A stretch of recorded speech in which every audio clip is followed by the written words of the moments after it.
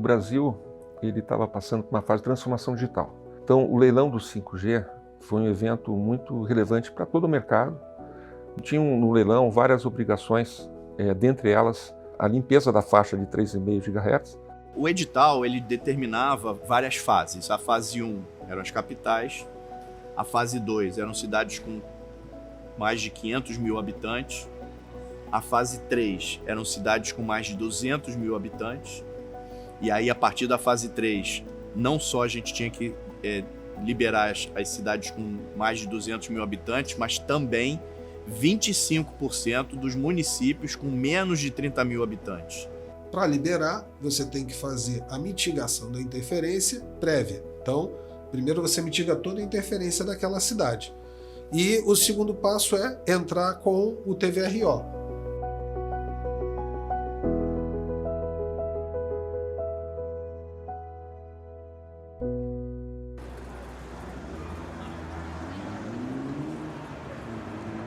Brasília foi um case muito interessante porque foi quando a gente começou o processo. Foi a primeira cidade, a primeira capital a ter as instalações, a mitigação realizada e a limpeza da faixa também concluída.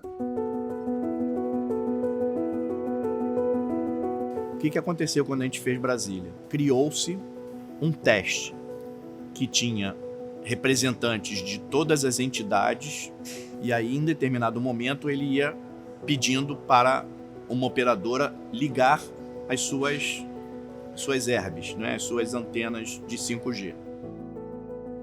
Começamos a fazer um teste e vimos que tinha algumas, vamos dizer assim, peculiaridades que o filtro não estava resolvendo. Por isso que, das capitais, que foi a fase 1, para a fase 2 e subsequentes, a especificação dos filtros e do LNB mudou. Então foi um trabalho conjunto que foi realizado com testes em laboratório e testes em campo, para garantir que a entrada do 5G, a implantação do 5G, não afetasse as antenas FSS que já estavam em operação.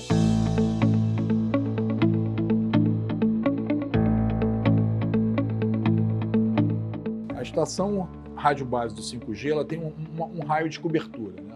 Ou seja, se você colocar uma estação rádio base 5G aqui, você tem algumas teorias que você pode pegar o sinal de 5G em até 20 km de distância. Por exemplo, Rio de Janeiro.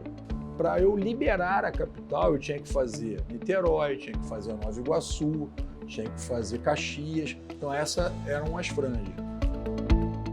Você tinha que garantir que, numa borda de 20 quilômetros em relação aos limites daquele município, nenhuma estação de FSS não estivesse mitigada. A franja, no primeiro momento, era uma preocupação, porque aumentou o volume. Tem que fazer 300 estações no Rio de Janeiro, na cidade do Rio. Com a franja, passou para 400, porque tinha que fazer a de Niterói, tinha que fazer de Nova Iguaçu, de Caxias, isso ia aumentando.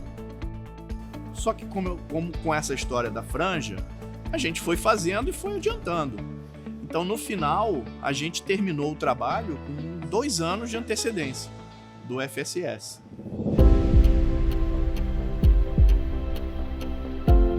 Não teve um problema de interferência que o filtro não tenha sanado. As radiobases estão aumentando o número e o filtro continuou funcionando perfeito.